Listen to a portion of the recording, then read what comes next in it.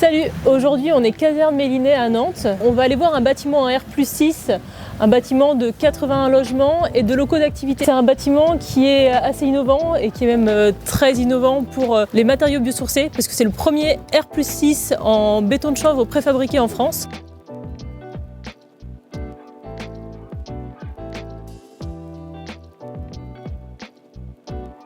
Ce bâtiment bas carbone, il a été pensé par deux agences d'architecture, l'agence Atelier d'architecture Ramdam et l'agence Palast, qui ont été accompagnées par l'agence Cania à Nantes pour l'intégration des matériaux biosourcés. Ce projet, il est porté par Bâti-Nantes et ICO et c'est un projet qu'on va aller découvrir tout de suite et surtout parler avec Franck Dibon de l'Atelier d'architecture Ramdam. Si tu veux, viens avec moi et on va aller parler avec lui.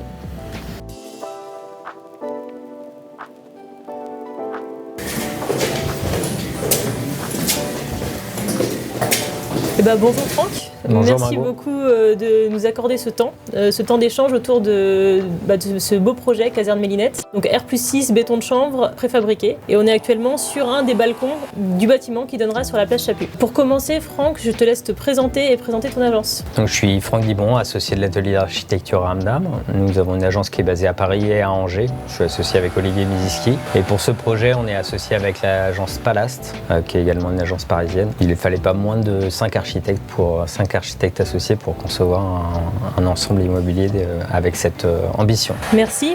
Avant de parler du projet, j'aimerais avoir ton avis sur un constat qu'on fait aujourd'hui. En 2025, 90% de l'isolation est issue de ressources fossiles. Pourquoi d'après toi et qu'est-ce qui freine le développement des isolants biosourcés actuellement dans la construction? Vaste question. D'abord pour sans doute la disponibilité des matériaux de construction pour le plus grand nombre. Lorsqu'on va dans une plateforme de BTP, on trouve assez peu de bottes de paille ou d'isolants en chanvre. On trouve principalement des rouleaux de laine de roche ou de laine de verre. Donc, j'imagine que c'est une partie de la réponse. Et l'autre question, c'est que les gens se sont accoutumés finalement à construire avec des structures inertes, le béton, qui ne permet pas la perspiration, la respiration, et donc on s'est habitué également à isoler avec des matériaux de même nature. Toi, de ton côté, Franck, ça fait combien de temps que tu prescris biosourcés? Quand est-ce que tu as passé le cap? Et c'est quoi ton histoire avec les matériaux biosourcés? Alors moi, je suis fils de sieur, donc depuis ma tendre enfance, je côtoie des tas de bois, de différentes grumes, je vais en forêt. Et néanmoins, mes études d'archi ont été faites dans un cadre où le béton était encore très présent, donc on a quand même appris à dessiner presque sans isolation à la fin des années 90 encore. Et puis petit à petit, quand même, la question de la thermique, de l'enveloppe, mais aussi du confort d'été assez récemment font qu'on retrouve naturellement le chemin des matériaux biosourcés. La question aussi, c'est celle de l'autoconstruction. Quand on fait des travaux soi-même, quand on met la main à la pâte, quand on va aider des amis, c'est tellement plus agréable de toucher des matériaux sensibles et qu'on peut à peu près respirer sans finir la journée mal. Donc c'est à la fois une pratique professionnelle vers une envie d'aller décarboner la construction, mais également mêlée à une pratique, à une culture, à une pratique personnelle qui font qu'on va de plus en plus aller chercher les matériaux naturels, au moins loin de leur aspect initial, on va dire. Là, tu parles d'une progression donc, dans ton application et la manière de mettre en œuvre les biosourcés dans ta pratique. Si tu veux nous donner les grandes étapes de cette progression dans ta pratique, peut-être en citant des projets, lesquels ce seraient? Disons que dès le début de notre pratique, on a essayé de mettre en œuvre des matériaux biosourcés. Néanmoins, sur des projets de grande échelle, 30-40 logements, logements sociaux, c'était assez compliqué d'aller au-delà de la fenêtre, de la menuiserie en bois. On était toujours opposé à des questions de prix ou à des questions de DTU ou à des questions de mise en œuvre. La première fois qu'on a réussi à le faire de manière ambitieuse, c'est pour un projet à Saint-Denis, qui est nommé Au Bon Coin, où on avait une restructuration d'un petit immeuble en briques avec une extension en bois. Cette extension, elle a été construite avec une entreprise de réinsertion et une association qui s'appelle La Pige, qui était basée à Saint-Denis et qui, elle, était très investie sur la question environnementale. Un maître d'ouvrage qui était ouvert à des expérimentations et qui nous a laissé finalement guide du projet de la conception jusqu'à la réalisation, tant qu'on maintenait le budget. La question d'aller plus loin sur les matériaux, ça a été aussi une manière de faire pas de côté avec l'entreprise, d'avoir une entreprise motivée, d'avoir un peu plus de temps, d'avoir une échelle qui le permettait, une échelle de prise de risque également qui permettait d'aller toujours un petit peu plus loin. Et puis, grâce à ce projet, on a été sollicité par d'autres maîtres d'ouvrage plus gros, qui souhaitaient nous voir sur des projets plus ambitieux. Et là, on est confronté à la norme, aux restrictions de DTU, aux questions assurantielles, au savoir-faire des entreprises et aux questions de budget in fine. Donc, il a fallu petit à petit insérer cette ambition dans chacun des projets. Avec désormais, sur chacun de nos projets, une volonté de le pousser le plus loin possible, sans jamais négliger la question de l'usage et de la question du confort, que ce soit dans le logement comme dans les équipements. D'accord, donc en fait c'est un peu une question d'équilibre et de compromis entre pousser l'ambition environnementale sans non plus négliger la qualité architecturale du plan et aussi du bâtiment esthétiquement. Bien sûr, l'idée est de placer le bon matériau au bon endroit et dans le bon contexte. Si on n'a pas les moyens de construire en bois, plancher bois avec des façades rapportées en béton de chanvre, on va privilégier des planchers béton sur lesquels on ira pousser pour avoir des façades à ossature bois avec du bois naturellement classe 3, non traité. Voilà, on va faire des choix comme cela et puis pousser pour un isolant biosourcé. Si on peut aller plus loin, tant mieux. Si on ne peut pas, on fait des choix forts en essayant de mettre le bon matériau au bon endroit. Le béton n'est pas idéal, mais il résout beaucoup de choses sur certaines questions. On en parlera sans doute un petit peu après pour la question de Mélinette. Justement, Mélinette, parlons-en. Comment est né le projet? Comment est née son ambition biosourcée et comment elle s'est orientée vers le bois et le béton de chanvre? Alors, il y a deux volets pour répondre à cette question. Il y a une question de la volonté de la ville de construire ici, sur le dernier îlot du hameau Chaput, un immeuble avec une ambition environnementale plus forte que celle des îlots voisins. On est en 2019 lorsque la consultation de ce projet est lancée. Il y a une forte prise de conscience politique au niveau national et local sur la construction, sur le dérèglement climatique et la nécessité de réduire la voilure. Et donc il y a cette ambition politique qui est croisée avec la rencontre avec Bâtinante et ICO qui sont les opérateurs de cette construction, qui à l'époque nous sollicite puisqu'on a gagné le prix national de la construction bois et Palast travaillait déjà avec Bâtinante sur une autre opération de logement. Donc c'est deux choses qui sont croisées. Donc ça c'est la genèse, comment on se rencontre et quelle ambition est portée. Et au moment du concours, l'aménageur enfonce le clou en demandant à ce que la structure soit en bois. Il l'affirme. Au départ, il y avait une volonté de construire cet îlot 4D en façade biosourcée avec une finition minérale dans l'ambiance urbaine, dans la volonté de l'urbaniste de venir se raccorder au hameau, au quartier Saint-Donatien et aux bâtiments de casernement qui sont très forts et assez minéraux. Donc il y avait cette volonté de construire en biosourcé avec une finition minérale. La ville de Nantes enfonce le clou en demandant une structure en bois. Je continue en disant que la réponse à la question minérale, on l'initie assez tôt avec le béton de chanvre, dont on avait entendu parler par hasard sur des expériences également personnelles et par la communication de construire en chanvre également à l'époque qui commençait un petit peu sur la diffusion des règles pro. D'accord, donc finalement c'était un projet qui se voulait biosourcé sans forcément le montrer. C'est ça. Et c'est là que le choix s'est orienté vers le béton de chanvre sur une ossature bois. Oui, on a à l'époque rencontré Copertica dans le Perche et il se trouve que dans le Perche beaucoup de constructions sont en briques et que la solution à la rénovation par l'intérieur, à l'isolation par l'intérieur, c'est le béton de chanvre projeté qui marche très bien en perspiration sur les murs anciens et dont on constate la plasticité, la capacité à s'adapter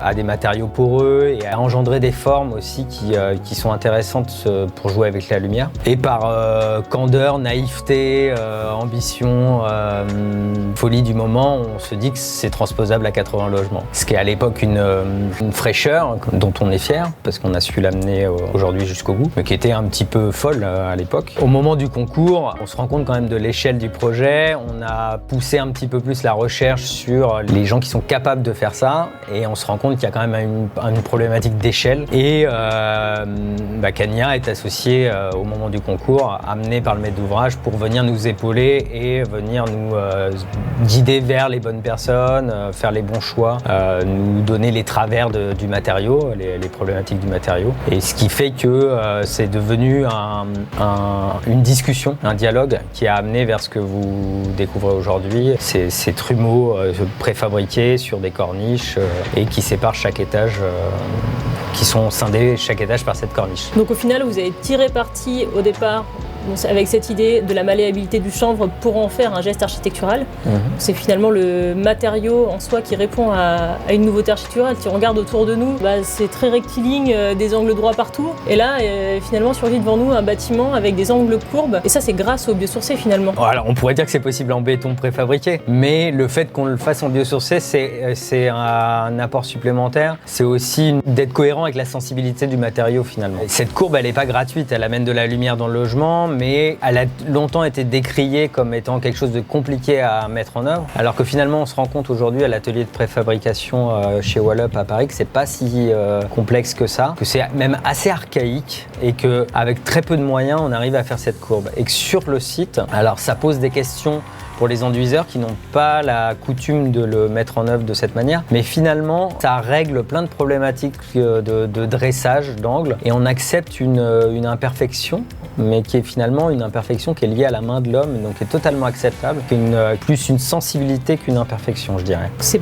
quelque part un retour au savoir-faire, à l'artisanat, c'est ça, à travers la préfabrication. C'est quand même assez étonnant comme contradiction de se dire on repasse par la préfabrication, mais on retourne sur des gestes artisanaux. Je sais pas si c'est contradictoire, mais en tout cas c'est grisant. C'est-à-dire que c'est intéressant de voir que ce soit pour l'enduiseur comme pour d'autres corps d'État, des gens qui sont habitués à manipuler des matériaux plutôt inertes à base de ciment, à base de béton, qui prennent quand même du plaisir à le faire, au départ ils râlent un petit peu, mais ils se mettent à l'apprivoiser, à l'aimer, à le faire correctement. Et finalement on voit qu'ils ont quand même une capacité à faire des choses et pas toujours la même chose. Et on se rend compte que ce dialogue entre la matière et l'homme, il permet de renouer un peu, de faire un retour effectivement aux sources. Et ça, nous, oui, en plus avec le résultat que ça amène, de qualité, de lumière, de jeu des façades. Ici, on a un bâtiment qui est orienté sur toutes ses faces, du nord au sud et de l'est à l'ouest, et qui fait que toute la journée, le bâtiment, il n'a jamais le même aspect. Les trumeaux vibrent de manière différente. Et du coup, si on poursuit sur les matériaux, on a le béton de chanvre,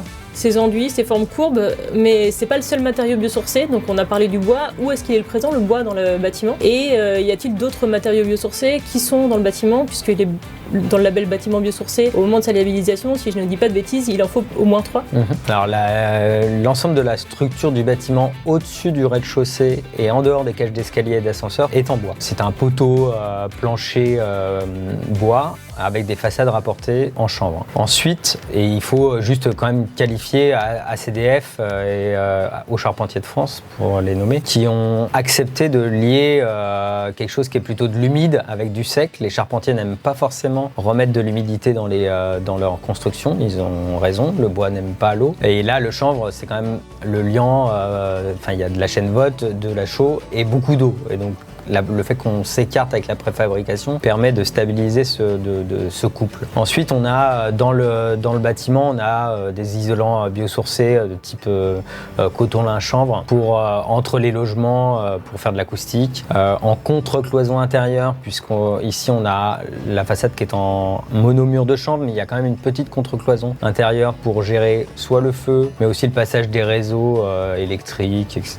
Et on a du parquet de réemploi sur un tiers du programme, du parquet qui est sourcé sur la région, qui va être remis en œuvre sur les logements abordables. Et on a également de l'isolant métis. Donc là, c'est pas du biosourcé, c'est ici du recyclage. C'est ce que vous déposez dans les colis relais, dans les relais qui fabriquent à partir de jeans de l'isolant recyclé. Voilà. Trouver les entreprises pour mettre ça en œuvre, ça a été facile, pas facile La grande difficulté, comme je le disais un tout petit peu avant, c'est le charpentier. On a des charpentiers en territoire ligérien qui sont très bons, mais ils étaient réticents à la question de mettre en œuvre une façade en chanvre. Il se trouve que du coup, on a pris contact avec Aux Charpentiers de France, qui était partie prenante de la création de Wallup en Seine-et-Marne à Paris, qui lui, c'était pas forcément son territoire initialement, ils sont plutôt parisiens ou de l'Est de la France. Le fait qu'il y ait l'ambition de porter un projet en bois avec du chanvre fait qu'il a accepté de venir sur le territoire nantais. Et désormais, on imagine que la préfabrication allant, ça va être plus facile aussi pour ceux qui n'ont pas pu faire celui-ci, d'en faire d'autres. Il y a un chantier juste à côté d'ici qui est alors un tout petit peu plus simple, c'est une structure en béton avec du chanvre rapporté. Il a été mis en œuvre par quelqu'un d'autre qu'au Charpentier de France. Donc on imagine que ça prenne un petit peu son élan. Donc des projets comme ça et de cette envergure vont pouvoir permettre des usines de transformation et de préfabrication du béton de chanvre lié à des ossatures bois pour reproduire des opérations comme ça un peu partout en France. Alors on l'espère en tout cas, on ne peut pas le garantir, mais on l'espère que ce projet puisse être un facilitateur pour d'autres projets. Quand on a commencé le projet ici, on était sur les règles professionnelles du chanvre, les deuxièmes règles professionnelles, si je ne dis pas de bêtises, qui limitaient la construction à 2-3 étages, deuxième famille d'habitation si on simplifie. Aujourd'hui, grâce à ce projet et à d'autres, à un essai le pire, à un avis de chantier sur ce projet, les règles professionnelles du chanvre sont en train d'évoluer, ont été publiées à l'été dernier et il y a un carnet de détails qui est en train d'être mis à jour, que ce soit applicable à plus grande échelle. Donc ce projet-là, la question qui allait venir, c'est quels ont été les freins ou les problématiques réglementaires. Si je comprends bien, il a été conçu hors règles pro, donc vous avez dû faire un avis de chantier avec des essais. Est-ce que tu peux m'en dire un peu plus sur toute cette problématique et comment des études jusqu'au chantier, en fait, vous avez surmonté petit à petit ces leviers et ces freins réglementaires? Alors d'abord, il faut saluer le maître d'ouvrage qui nous a suivis dans cette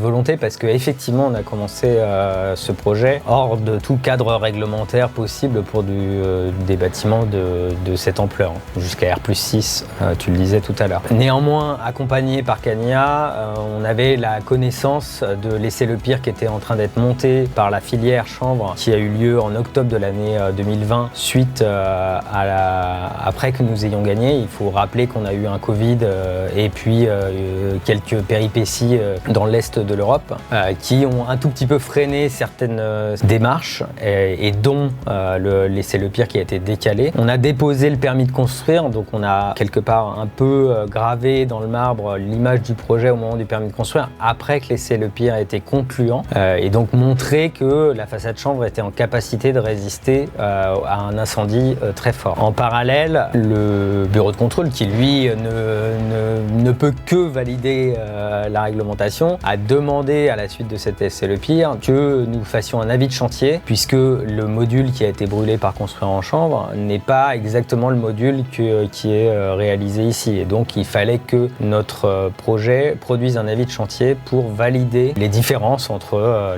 celui de Construire en Chanvre et notre projet. Je prends pour exemple la courbe, l'enrobage des ossatures. Donc on a les mêmes enrobages d'ossature, par contre on a une courbe, on n'a pas un tableau bois. Certains dispositifs de plancher ne sont pas exactement les mêmes. On n'est pas sur allège, on a des fenêtres ici toute hauteur. Donc il y a un certain nombre de détails qui ont dû continuer à progresser. Mais à chaque fois avec une échéance qui était quand même fixée dans le temps. C'est-à-dire qu'on savait qu'il y avait des gens qui travaillaient, on communiquait beaucoup avec eux sur notre état d'avancement et sur leur état d'avancement. Et les deux se nourrissant l'un l'autre, avec également les 2 ou 3 autres projets en cours actuellement au moment de ce projet et du développement des règles pro. Psychologiquement, ça va quand on est archi, suivre un chantier comme ça. Si je me souviens bien, pendant ce chantier-là, l'avis de chantier il est passé alors que le chantier avait déjà démarré. Comment est-ce qu'on gère ça psychologiquement et mentalement? On a l'espoir, on sait, on a la conviction, mais on y va du coup. Est-ce que tu peux nous dire un peu comment toi t'as vécu ça? De manière assez sereine et naïve sans doute, parce que entouré de plein de professionnels qui quand même ne cessent d'y croire. Et donc quand il y a des gens qui y croient autour, on peut se dire que ça va aller et qu'on est tous dans cette même embarcation. Évidemment qu'il faut être moteur et continuer de faire croire aussi aux autres, à ceux qui ne croient pas. Et parfois, les uns se découragent, d'autres continuent. Mais je pense qu'un projet, c'est quelque chose qui se fait à plusieurs. Nous ne sommes pas des démiurges qui décidons de quelque chose, c'est forcément une interaction. Nous, on est là pour que ça fasse cohésion à la fin, que tous ces ingrédients fassent cohésion et que ça marche. Et donc, si on n'y croit pas au départ, évidemment, ça ne peut pas aller au bout. Il faut forcément y croire. Et on fait des concessions. Et dans tout projet, il y a des concessions. Dans ce projet, qui aujourd'hui paraît si ambitieux, il y avait des ambitions qui étaient encore plus hautes. Et c'est aussi pour ça qu'on a réussi peut-être à en tenir plus. C'est-à-dire qu'on avait sur une partie de l'immeuble la volonté de faire du terre-chanvre, donc d'aller plus loin encore dans la question de la ressource. Cette partie-là a dû être abandonnée pour des raisons non pas de difficulté à mettre en œuvre, mais plutôt de coût. Et donc à un moment, on a aussi un budget qui doit être maîtrisé. On n'a pas les mains totalement libres pour dépenser de l'argent. Il y a des gens qui vont habiter, qui vont acheter les logements. Il y a un opérateur qui doit vivre. Donc on a un budget presque comme tout le monde. En parlant de budget justement, est-ce que tu peux nous donner le budget de ce bâtiment-là, un budget qui parlerait à tout le monde au mètre carré? On a des difficultés à l'évaluer parce qu'on a sur ce projet 80 places de parking en sous-sol et 800 mètres carrés d'activité au rez-de-chaussée, des commerces qui sont livrés avec des façades isolées, etc. Donc on a, pour simplifier, fait un calcul qui valorise les activités et on arrive à un coût de 2400 € du mètre carré. Donc c'est pas un habitable, c'est un habitable utile, sans valoriser les balcons comme ça pourrait se faire. Donc on a coutume de dire 2400 € du mètre carré hors taxe, ce qui n'est pas énorme finalement par rapport au coût d'aujourd'hui et ce qu'on constate sur les appels d'offres récents, mais qui évidemment était plus que ce qui était ciblé par le maître d'ouvrage au départ, un petit peu plus. Aujourd'hui, si tu devais reproduire la même opération dans le contexte actuel, ça se passerait de la même manière, tu penses? Alors je ne sais pas si on reproduit, les contextes sont toujours un peu différents, donc dans le temps, avec l'expérience, évidemment, on ne reproduirait pas exactement la même chose. Après, est-ce qu'on ne serait pas aussi ambitieux? Si, je pense qu'on serait aussi ambitieux. On nous confie une ambition, on la prend, on s'en saisit. Et on essaye de la pousser encore un peu plus haut pour maintenir cette ambition. Qu'est-ce que tu retires de cette expérience du coup pour d'autres projets futurs et pour pousser les ambitions plus loin? C'est quoi la prochaine étape? Parce que là c'est très ambitieux, du coup si tu veux pousser, c'est quoi la marche au-dessus? Je ne sais pas s'il y a une marche au-dessus ou si on doit malgré tout continuer à chaque projet à essayer de pousser le plus loin possible l'ambition de décarboner, même si j'aime pas beaucoup ce mot, la construction. L'acte de bâtir est un acte anti-écologique, on bâtit mais on en a besoin pour habiter et on en a besoin pour habiter et si on en a besoin pour habiter, autant le faire de la meilleure des manières. Que ce soit pour la planète mais aussi pour les habitants qui vont y vivre. Quand on construit avec des matériaux comme le béton de chambre, on sait qu'on ne va pas respirer des produits, des COV ou autres produits volatiles qui nous font mal vivre. Un petit mot pour la fin. Si je te dis biosourcé, qu'est-ce que ça évoque pour toi? Beaucoup et peu à la fois. L'idée, on va dire, de se rapprocher un peu d'où on vient, de l'essence même de la vie, de se rapprocher de la nature et d'essayer d'arrêter de la saccager, donc de la respecter autant qu'on peut le faire en vivant confortablement. Merci beaucoup.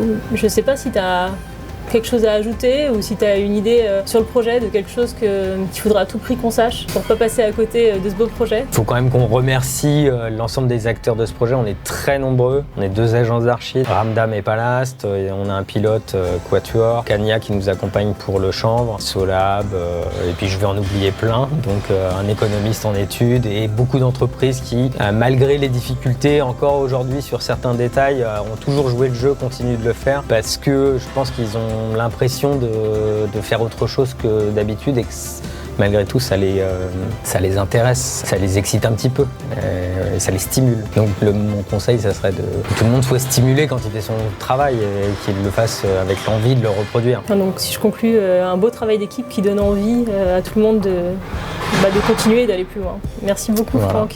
Merci.